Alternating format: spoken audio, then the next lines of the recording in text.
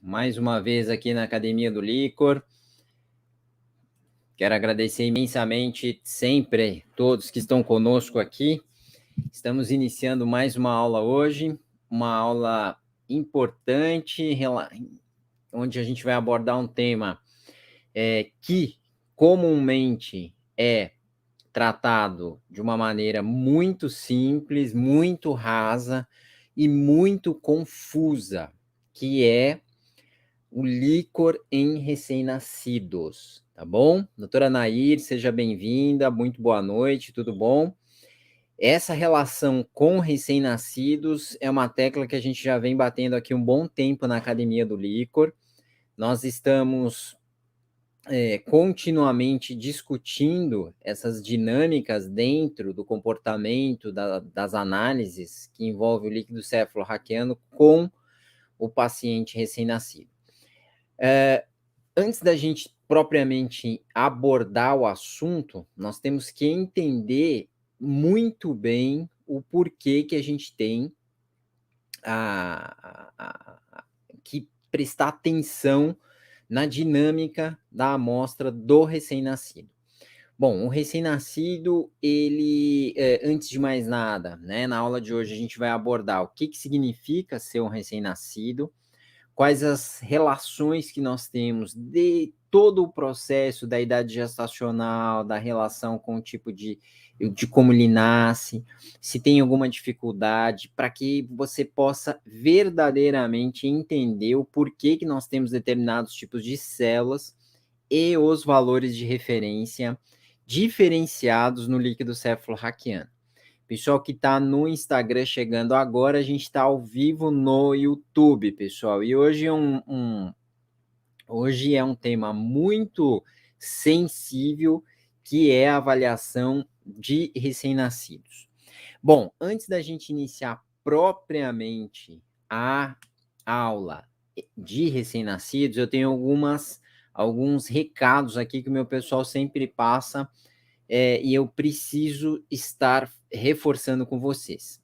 Quem ainda não entrou no nosso Telegram, nós temos um Telegram que a gente publica, comunica, abertura de vagas de cursos, temas que a gente discute, né, aqui na Academia do Licor, imagens de citologia, enfim, tudo relacionado ao líquido cefalorraquiano, a gente compartilha também no grupo gratuito, numa forma de quiz anônimo. Então, é bem bacana, quem ainda não participa, corre lá, tem o link na bio do Instagram, e isso fica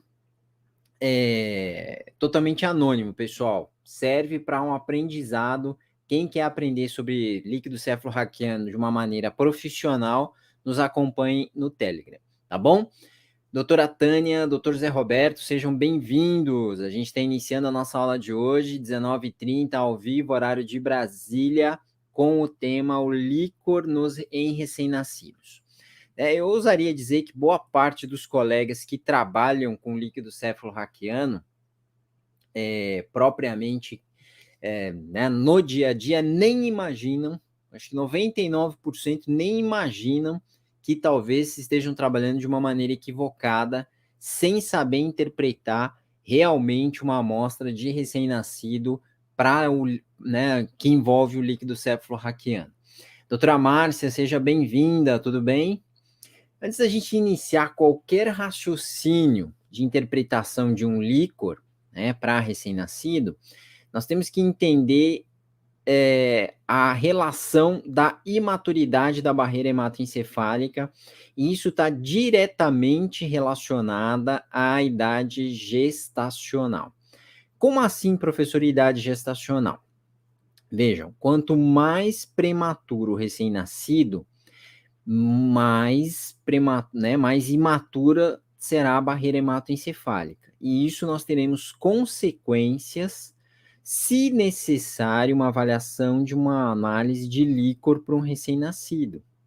Aí nós temos que entender o seguinte: todos os valores de referência que todos os laboratórios, todos não, né? Porque agora nós temos um grande número de licorologistas já que participaram aqui da Academia do Licor, outros colegas que já têm uma expertise muito grande, mas nós temos ainda grande parte dos laboratórios de análises clínicas liberando seus valores de referência para recém-nascidos dentro de um pacote de adultos e não diferenciando também o local da punção. Então, eu vou mostrar para vocês hoje, dentro desse raciocínio, de uma maneira muito singela, muito direta, tá? Como que a gente pensa no líquor no recém-nascido e quais os principais equívocos e erros que vocês não devem cometer na hora de interpretar o líquor. Então, a gente parte na idade gestacional. Doutora Heloísa, seja bem-vinda, tudo bem? Idade gestacional.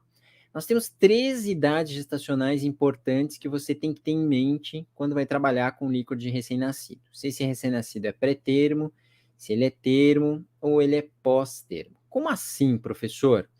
A idade gestacional é importante no raciocínio da proteína e da celularidade. Comece anotando isso aí. Ela é fatal para a interpretação.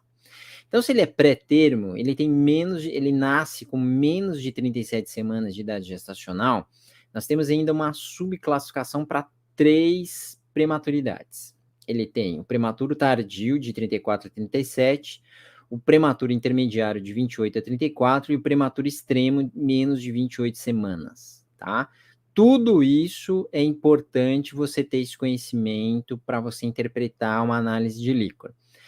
Tá? E lá na frente a gente vai comentar. Além, né, quando a coleta é correta, você também tem que prestar atenção quando há acidente de punção. Tá? Isso mistura completamente as relações de interpretação de uma avaliação de um recém-nascido. Isso, nós temos uma grande quantidade de erros no Brasil, que é a avaliação da neurosífilis a partir de coletas de líquor acidentadas, em que o laboratório não tem a menor noção de como trabalhar essas amostras. Tá? Então, o termo, nós temos uma idade gestacional entre 37 e 42 semanas. E pós-termo, mais de 42 semanas. Então, vocês percebam que um recém-nascido, ele tem uma janela de 28 semanas a 42 semanas. E essas semanas que cada vez a gente vai agregando na idade gestacional, elas vão melhorando a maturidade da barreira hematoencefálica e vão diminuindo algumas relações de celularidade e proteína na qual você pode se deparar. Como assim, professor? Calma que na aula de hoje a gente vai destacar muitos pontos. Doutor Danilo, seja bem-vindo, muito boa noite, tudo bem? Outro ponto importante, você vai trabalhar com um recém-nascido. Qual foi a forma que esse recém-nascido ganhou o mundo, né? Como que ele foi extraído? Ele veio de um parto normal ou ele veio de um parto cesárea? Nossa, professor, eu nunca parei para pensar isso. Pois é. Então, hoje, né, nessa aula é o momento para você parar para pensar do porquê que você vê certas alterações no líquor e você não sabe se elas são fisiológicas ou se elas são patológicas, tá? Então, hoje é o dia de você aprender essas relações. Então, dentro dessa relação de parto normal e cesárea, eu coloco vocês para pensar ainda e retomar alguns pontos anatômicos. Vocês estão lembrados, né, que dada a imaturidade do recém-nascido e toda a nossa evolução genética, né, anatômica para o nascimento, todo e qualquer recém-nascido, ele nasce com a moleira anterior e posterior não calcificadas, né? E nesse momento em que nós temos esse gap anatômico, é que nós temos as variações do comportamento do líquor a partir do nascimento, somadas à imaturidade da barreira encefálica. Como assim, professor? Bom, por a gente ser esse recém-nascido ter as moleiras anterior e posterior, você tem que colocar no seu raciocínio o seguinte: o recém-nascido ele já nasce, né, com uma imaturidade da barreira hematoencefálica. Só que a tendência dessa imaturidade é aumentar quando nós temos alguns pontos em relação ao nascimento que aceleram esse processo e danificam, vamos dizer assim, agridem a barreira hematoencefálica e fazem com que a gente tenha hemácias nesse líquor, fazem com que a gente tenha um aumento de celularidade, fazem com que a gente tenha um aumento de proteína, e tudo isso está diretamente relacionado a como esse recém-nascido nasceu além da idade gestacional. Professor, não está claro para mim ainda. Calma que a gente vai chegar lá. Se esse paciente tiver a necessidade no parto normal de ser extraído, ele tiver uma extração mais agressiva, né? Como vocês estão vendo aí na imagem, tem várias maneiras e vários equipamentos cirúrgicos que ajudam a fazer essa extração quando não há um comportamento normal dentro do nascimento. Então, você precisa, né, o médico precisa ter uma conduta para extrair, né? Porque, obviamente, tem uma linha ali de tolerância, né, um tempo de tolerância da mãe em relação a esse processo, e é necessário uma intervenção rápida para fazer esse procedimento. Só que nesse momento, vocês têm que entender que o líquor, ele muda o comportamento. Isso gera o quê? Um aumento de proteína por ter uma agressão na moleira, por ter uma agressão, né, em todo o encéfalo, a gente vai ter sangramentos e rompimento da barreira hematoencefálica. Então, mais um ponto para vocês pensarem do porquê que a gente tem que ter um carinho diferente dentro da avaliação de um paciente de líquor recém-nascido. Caso tenha ainda, né, um momento que há uma agressão acima do tolerado normal, dentro de um parto normal, é possível que esse recém-nascido desenvolva uma hemorragia real por conta dessa extração. E essa hemorragia, ela pode estar presente em várias estruturas isoladamente ou concomitantemente. Então, a gente pode ter hemorragias nos ventrículos, a gente pode ter hemorragia subdural, epidural, intraparenquimal. Tudo isso depende de como é realizado o procedimento. Só que a grande maioria dos colegas nem imagina isso. E ali, nesse procedimento da extração, né, o paciente pode também vir carreado com ele uma série de células, granulócitos imaturos, eritroblastos, que também estão próximos da barreira hematoencefálica, que a gente tem a medula cranial em desenvolvimento.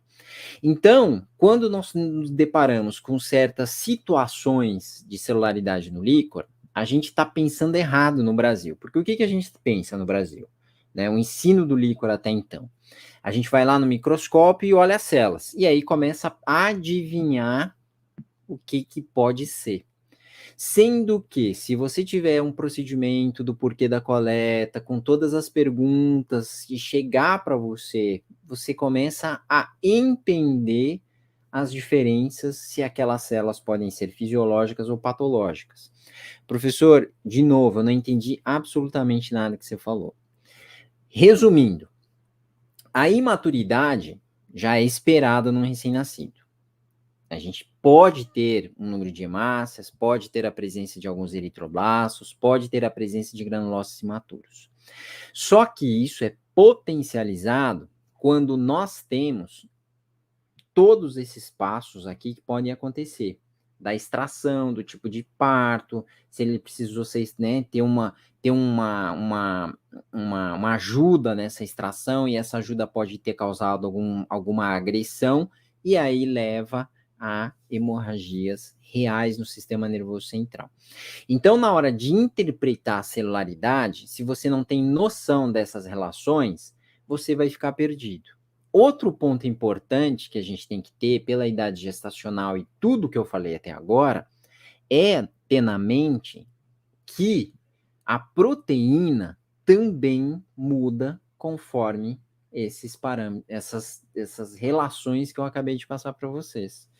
Então, quando você tem toda essa visão, você começa a entender a importância de se trabalhar com valores de referência reais para recém-nascidos e reais por local de punção.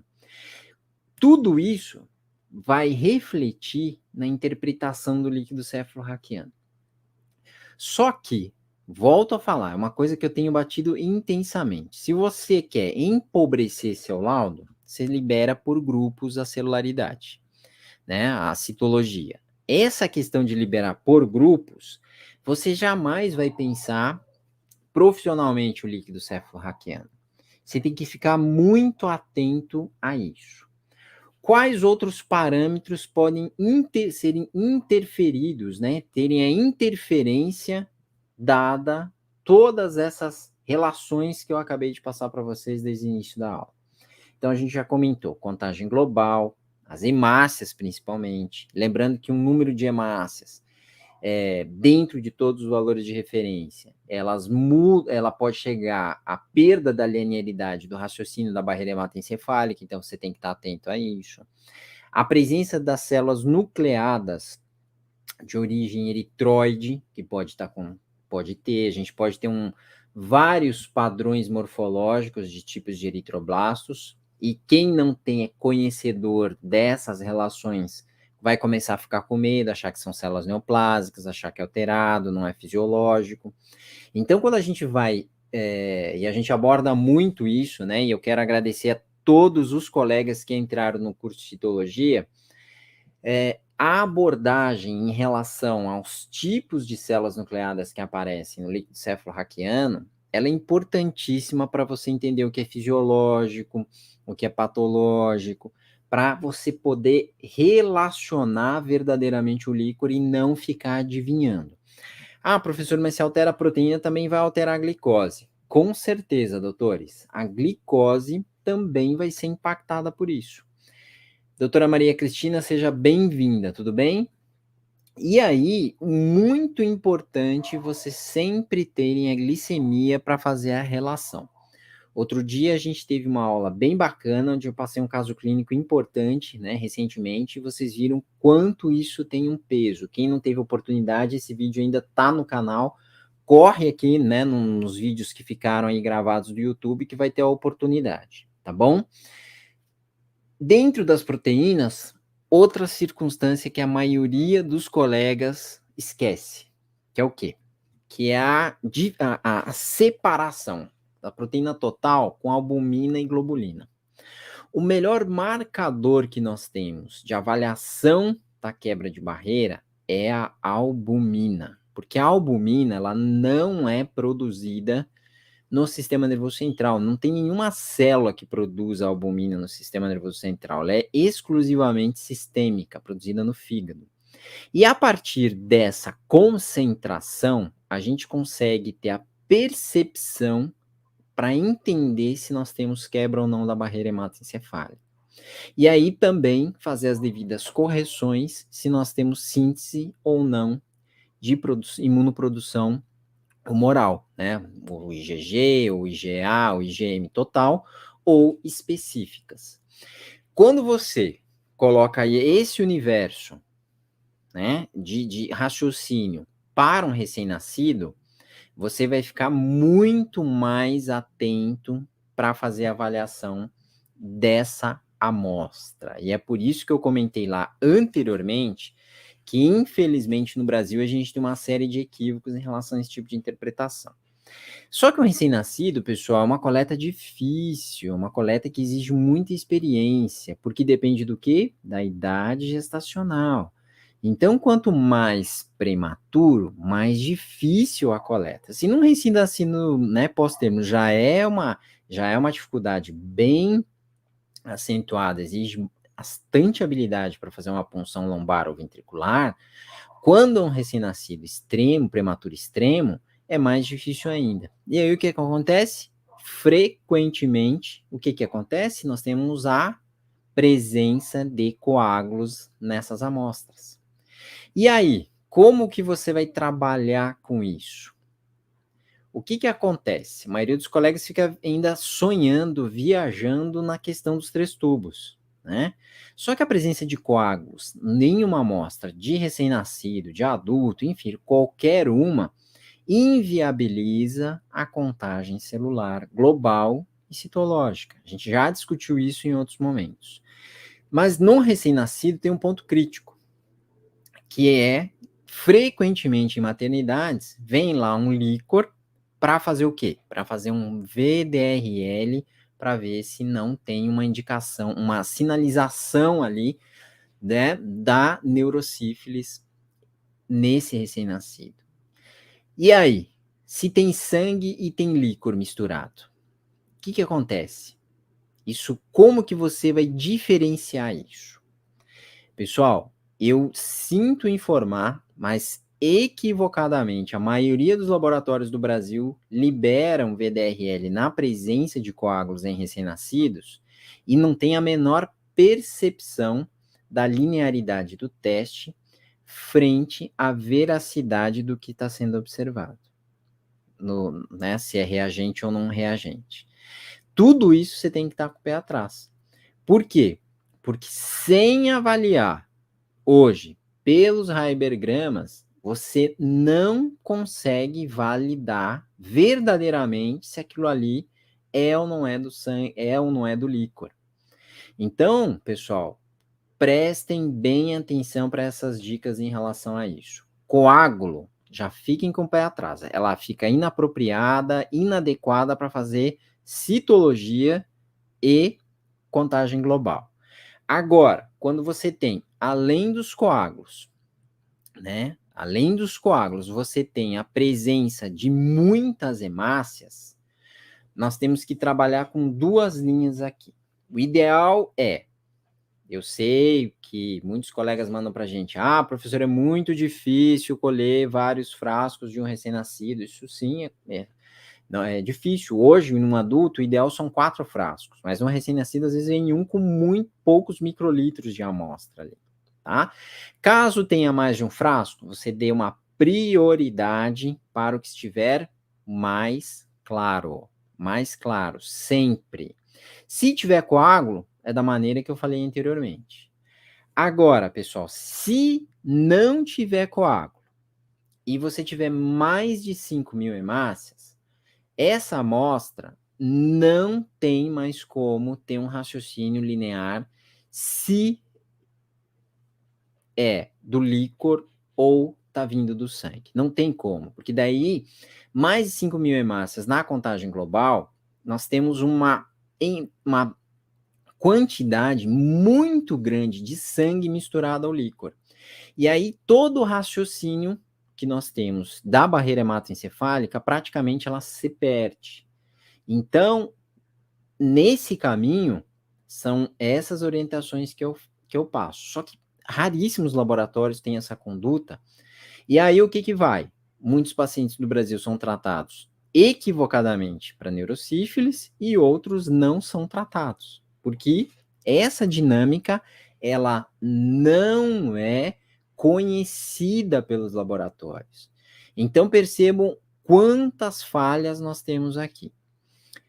Outros momentos, né, e a gente vai entrar agora em algumas situações de citologia, podem gerar um medo absurdo na presença de alguns tipos de células. Como, por exemplo, granulócitos imaturos.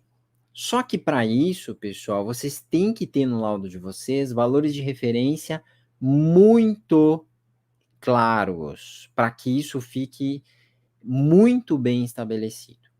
Processos inflamatórios com origem infecciosa, não usando medicações que inibam isso, como por exemplo corticoides, tem que ficar atento também a essa circunstância, nós temos que pensar o seguinte: se não tem aumento de celularidade, pouco provável que esse processo inflamatório seja por um gatilho infeccioso, porque precisa ter esse aumento de celularidade. Volto a falar, salvo quando nós temos medicações que podem estar interferindo nisso. Antibiótico terapia, antituberculostáticos, enfim, né, corticoides, vários tipos de medicação podem estar inibindo a essa nossa interpretação. Não tendo nenhum tipo de medicação, vocês devem ter um laudo extremamente claro para recém-nascidos. Então, aqui hoje estou passando para vocês a dinâmica da contagem global. Isso aqui não é leucócitos, pessoal, a contagem de células nucleadas. Fiquem atentos a isso. Prematuros em punção lombar, e aqui vale para todos, tá, pessoal?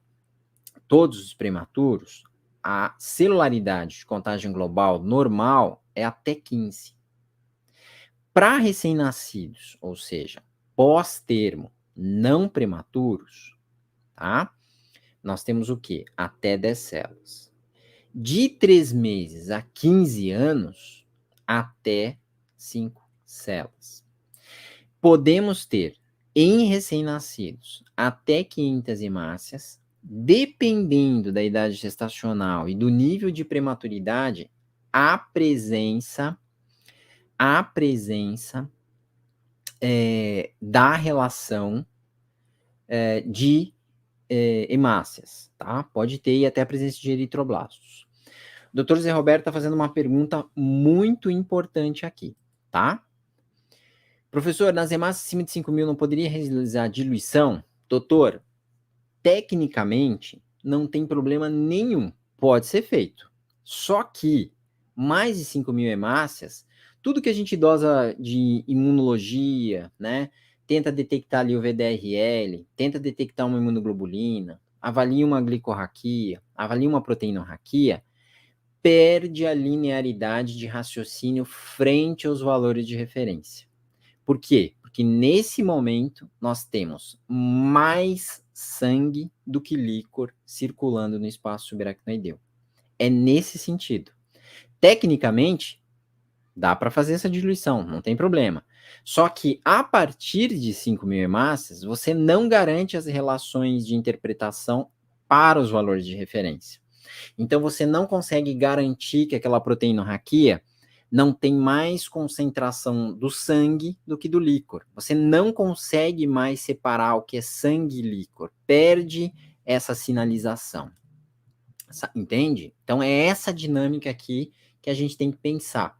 Então, por isso que sempre que tiver nessa contagem, vocês têm que sinalizar isso, e eu continuamente, né, venho trabalhando nesse sentido, e eu até recentemente questionei para a gente verdadeiramente ter uma diretriz nacional da análise do líquido cefalorraquiano, mas envolvendo todas as especialidades.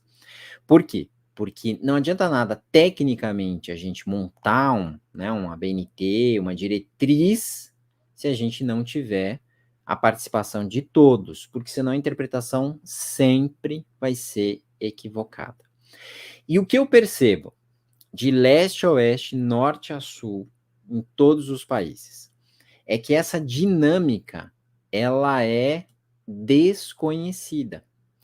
E, infelizmente, volto a falar, toda a trajetória de interpretação do líquor no recém-nascido é equivocada. Infelizmente. Ah, mas professor, mas aqui a gente foca só na cultura. Tudo bem, né? O foco em relação, em algumas situações de recém-nascido, às vezes uma suspeita de meningite. Mas nós temos outras circunstâncias não microbiológicas de bactérias que também são necessárias para avaliação de um recém-nascido. A própria questão da uma hemorragia, um sangramento real, a própria questão da neurosífilis, que é muito grande no Brasil, do neuro-HIV, às vezes o paciente pode nascer com uma neurotoxoplasmose, e tudo isso, se a gente não seguir essa linha de pensamento, você não vai conseguir valorizar seu teste. Outro exemplo que eu dou. Seguidamente em recém-nascidos, né, por exemplo, com suspeita de neurotóxico, vem lá sorologia toxo IgG no líquor do recém-nascido, tá bom?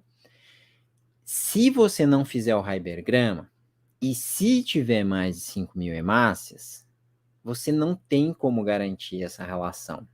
Isso aí pode ser anticorpo do sangue, ou até mesmo anticorpo que está ali de concentração da mãe. Não tem como a gente visualizar, entender, interpretar se é a atividade da doença.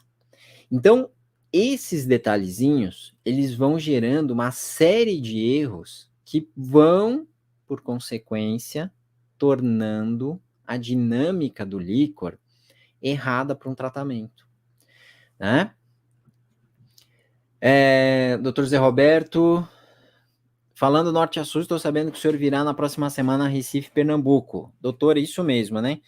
Muito bacana, foi um convite do Dr. Rafael da Fiocruz para a gente fazer enfim, um piloto dentro de tudo que a gente ensina aqui na Academia do Líquor, né? O Dr. José Roberto está bem informado aí, isso mesmo, né? Estaremos aí em Recife, a convite do Dr. Rafael pela Fiocruz para estar, enfim, participando com os colegas sobre a importância dessa dinâmica moderna da licorologia, aplicando e melhorando os diagnósticos para os nossos pacientes, tá bom? Doutor Alcides, muito boa noite, seja bem-vindo aqui. Então, pessoal, seguindo aqui no raciocínio da aula, quando a gente entra na citologia em si, né, você começa a perceber essa dinâmica de raciocínio na presença de alguns tipos de células. Então, a presença de eritroblastos, nesse tipo de paciente, a tendência é que seja fisiológica, porque depende da maturidade da barreira hematoencefálica. Agora, se isso for um paciente adulto, você já tem que ficar com o pé atrás. Quem nos acompanhou hoje no Instagram, nos grupos de WhatsApp e no Telegram, nós postamos um caso bem interessante. É uma imagem onde a gente tem uma célula neoplásica, nós temos granulócitos imaturos, que é o que na sequência a gente vai comentar, e esse paciente adulto em tratamento do câncer de pulmão. Então, vejam, nós temos algumas pistas ali que enquadram nos sinais e sintomas do paciente. Né? Quem tiver oportunidade, entra no Telegram, o link está na bio do Instagram, e aí ali você vai entender porque eu deixei umas explicações interessantes para despertar em você essas relações da citologia com os sinais e sintomas do paciente. Então, podemos ter a presença de granulócitos imaturos? Sim, podemos ter. E isso não sinaliza nenhum tipo de gravidade infecciosa em boa parte das vezes. Por quê? Porque você tem que entender todo o processo que a gente falou desde o início da aula. Quem está entrando agora, depois faz uma revisão, porque a gente falou sobre idade gestacional, a imaturidade da barreira, as dificuldades ao nascimento, se é cesárea, se é parto, tudo isso influencia no comportamento da análise física do líquido cefalorraquiano. E aí você vai diferenciar fisiológico do patológico, tá bom? Doutora Gabriele, tudo bem? Seja bem-vinda, tá bom? Depois dá uma revisada. Muito bacana essa aula de hoje, tá? Essa aula é uma aula importante porque chegam muitas dúvidas em relação a esse tipo de amostra. E aí a gente despertou, a gente está revisando isso novamente, que a gente já tinha falado isso em fevereiro de 2021. Então, para quem não tem ainda os valores de referência aqui para recém-nascidos e prematuros, tá? Para a proteína, além da citologia, além da contagem global, tem que ficar antenado aqui.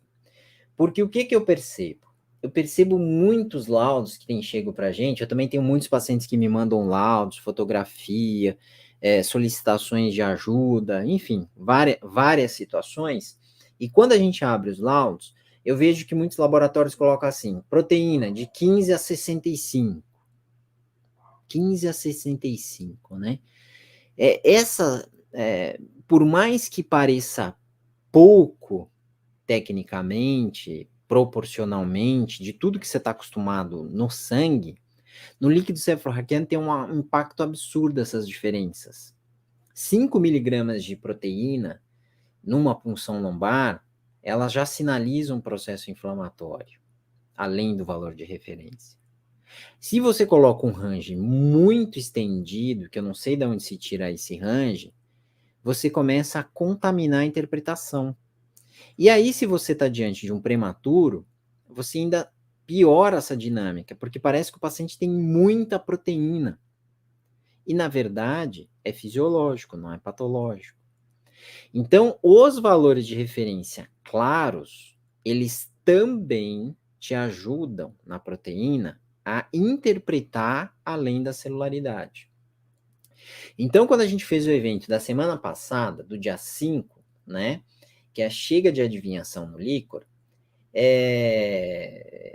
assim, é incrível como a gente tem um déficit muito grande de interpretação e a leitura que eu faço, além do Brasil ensinar o líquor junto com os líquidos, que é dentro dessa dinâmica achar que é a mesma coisa praticamente, é errada, é achar que ali no microscópio, se você já sabe hematologia, você já vai poder interpretar um líquido cefalorraquiano. E a gente sabe hoje que os comportamentos de respostas, eles são diferentes.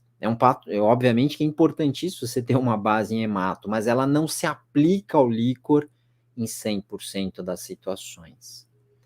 Né? Porque as reações, elas são diferentes. O ambiente é diferente, o gradiente é diferente, o comportamento de resposta é diferente do sangue periférico. E a concentração da proteína é outro fator importante. Então, se você quer realmente ter um laudo profissional de interpretação, não gerar confusão, não comprometer o apoio diagnóstico do seu paciente, você deve separar por local e por idade. E aqui está o exemplo de como a gente trabalha. Então, vocês estão percebendo aí que só vai mudar a concentração de proteína a partir do 4º, 6º mês desse recém-nascido. Vejam quanto a gente vai migrando de concentração até chegar num mesmo valor de punção lombar do paciente adulto. Vejam janela de recém-nascidos aí, de idades que a gente tem no Brasil, sendo equivocadamente interpretados, com infecção ou sem infecção, por falhas de laudos de vários laboratórios. E a gente não está entrando nem no mérito aqui da contagem global e da citologia, né? Hoje, tá?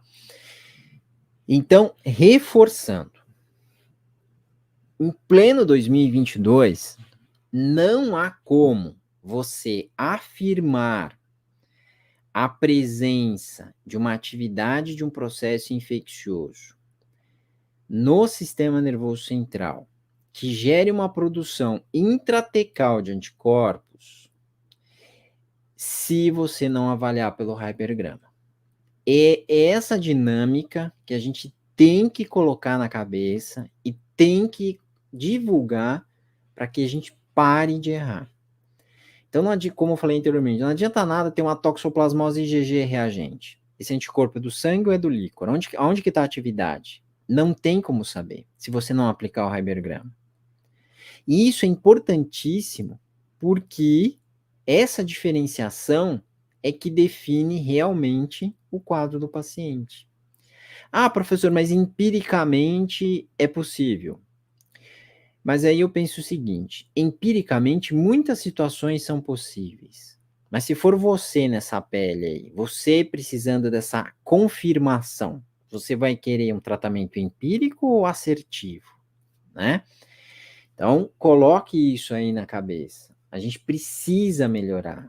Eu convido vocês. A licorologia, pessoal, ela é para poucos, porque ela exige sacerdócio, ela exige bastante estudo, ela exige muita discussão multidisciplinar, ela exige os 4 pilares que a gente ensina aqui na Academia do Líquor, que é a citologia, as relações dos exames de bancada, com os exames de imagem, com as aplicações dos Heibergramas, com a parte clínico-laboratorial, que vai muito além de glicose e proteína polimorfa e linfomono, como é ensinado por aí.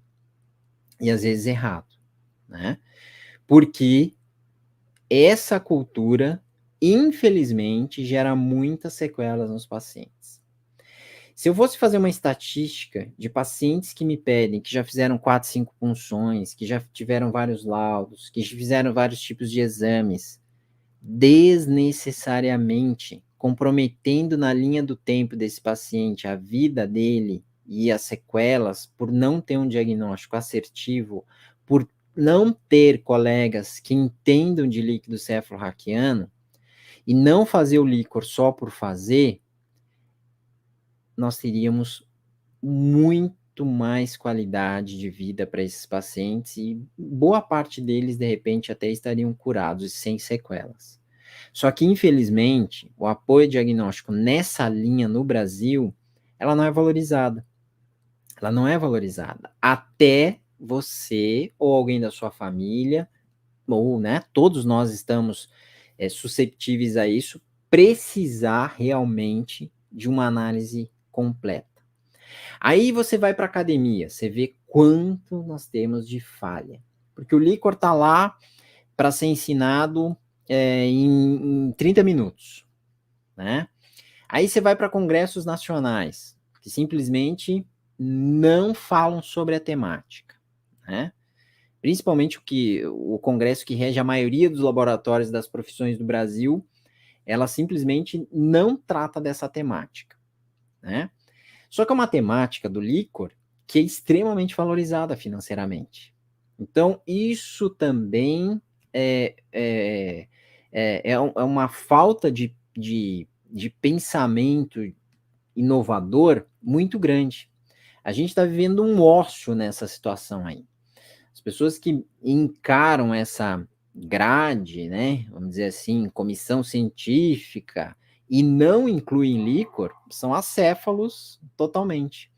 Porque o líquor, hoje, é o exame, tirando genética, e que precisa de um investimento muito alto para você fazer tanto ter o conhecimento, como ter um laboratório de genética, investimento altíssimo, ou biologia molecular, que o investimento talvez um pouco menor, mas as duas às vezes estão agregadas. A licorologia, ela precisa de um investimento baixo. O maior investimento para se tornar um licorologista é o conhecimento. Conhecimento.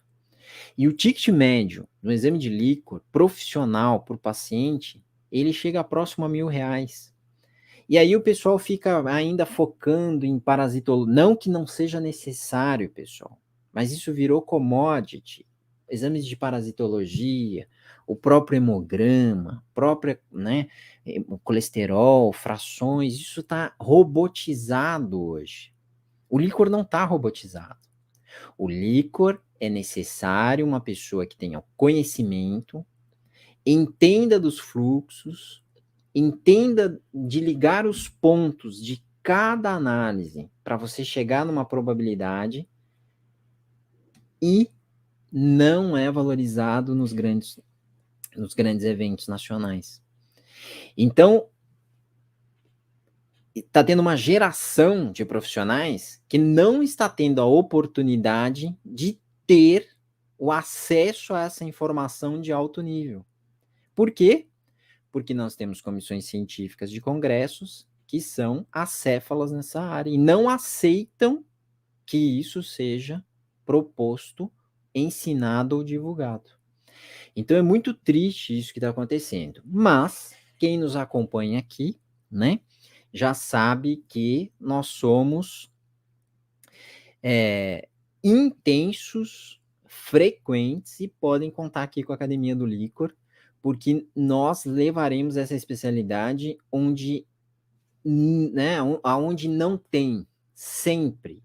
O pioneirismo tem um alto preço, mas quem está com a gente já está percebendo quanto isso faz a diferença na vida das pessoas, tá bom?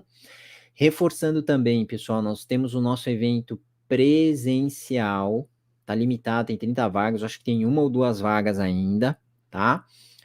Mais para frente a gente vai ver, vai fazer esse balanço e vai divulgar. Nós temos o evento presencial, que é o primeiro meeting brasileiro de licorologia laboratorial, teórico-prático, dentro dos 4 pilares da licorologia que a gente ensina aqui na Academia do Licor, tá? Dúvidas, críticas, sugestões, mandem para a gente no contato@academiadolicor.com.br, tá? Espero que tenha contribuído com sinalizações importantes aí na sua região, no seu dia a dia. A gente continuamente está postando conteúdos aqui nas nossas mídias sociais. E, pessoal, os convido a participar desse grande movimento de mudança cultural. A gente não precisa, né? A gente não precisa estar mendigando para que a especialidade seja divulgada. Se os congressos nacionais não têm interesse nisso, eu lamento, porque muito conhecimento não está chegando em quem precisa. Mas a gente tem outros meios, e esses meios serão construídos junto com vocês, tá bom? Então, mais uma vez, muito obrigado, né? Doutora Maria Cristina, muito obrigado, né? Quando precisei me atualizar no Licor, não achei em nenhum lugar, depois de muita procura com a Academia do Licor. Doutora, e eu queria ter mais perna, né? Para a gente poder ter mais divulgação de alcance. Mas hoje, nas mídias sociais, o orgânico não é suficiente, porque chega a 1% dos que nos acompanham. É necessário fazer um investimento para que isso seja amplamente divulgado, tem que ser pago para ser divulgado, né? Então, a gente vai lá de pouquinho em pouquinho, mas vai chegando. Eu quero agradecer sempre por a senhora estar prestigiando a gente. O doutor Zé Roberto também, né? Muito obrigado, tá bom? Como sempre. A licorologia é uma especialidade ímpar, é uma especialidade que traz respeito, é uma especialidade que salva vidas de verdade, e traz um grande respaldo a você. Eu acho que todos nós, né, todos os profissionais sempre almejam ser reconhecidos e fazer parte de uma sociedade em que você realmente contribua para que ela fique melhor. E a licorologia, além de fazer essa contribuição, ela verdadeiramente salva vidas. E qual que é o nosso papel aqui? É o sacerdócio de apoiar o melhor diagnóstico com as melhores técnicas. Essa relação é extremamente necessária, né? Doutora Nair, muito obrigado, tá bom? Como sempre aí, doutora Maria Cristina, todos os colegas e colegas que estão com a gente sempre, muitíssimo obrigado, tá bom? Então, pessoal, um excelente final de semana, até quinta-feira que vem, tá? E diariamente a gente tá postando aí. Quem não entrou no Telegram, entre, tem o link na bio no Instagram. Quem quiser me mandar direct, pode me mandar. Quem quiser me mandar e-mail, tá? Eu sei que eu tenho muitos colegas aí que às vezes eu demoro um pouco para responder, mas eu tenho procurado responder intensamente, tá bom? Tem um colega que está perguntando aqui, sim, essa aula, doutor, ela fica disponível 24 horas no YouTube e depois ela sai do ar, ela vai lá para a plataforma da Academia do Licor, tá? Para o conteúdo pago, tá bom? Doutor Alcides, olha que bacana aqui o doutor Alcides comentando, ó, estamos fazendo o curso de Citologia e parabenizando o professor pela sua excelente didática. Doutor, muito obrigado, a gente precisa disso.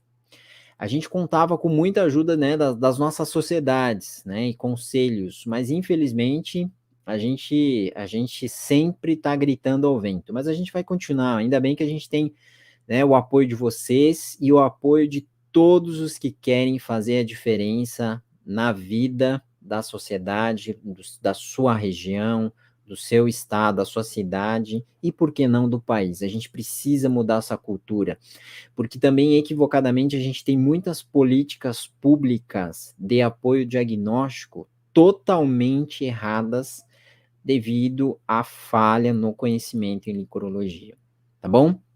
Mas a gente vai contribuindo, assim como todos vocês, para esse nosso tijolinho, para que um dia a gente tenha melhores condições para que a população tenha acesso a isso e não fique ao vento, como boa parte hoje fica, por falha laboratorial, falha de interpretação, por desconhecimento, achando que, né? Enfim, não vamos entrar nessa seara aqui, mas é sensacional, tá bom? É sensacional esse apoio de vocês. Muito, muito obrigado a todos, tá? Então, excelente final de semana. Nos vemos na próxima quinta-feira e aqui nas nossas mídias. Muitíssimo obrigado. Tchau, tchau, pessoal. Tchau, tchau, pessoal do Instagram. E tchau, tchau, o pessoal... Opa, apertei errado aqui. E tchau, tchau, pessoal do YouTube. Muitíssimo obrigado, tá bom? Obrigadão, pessoal. Boa noite.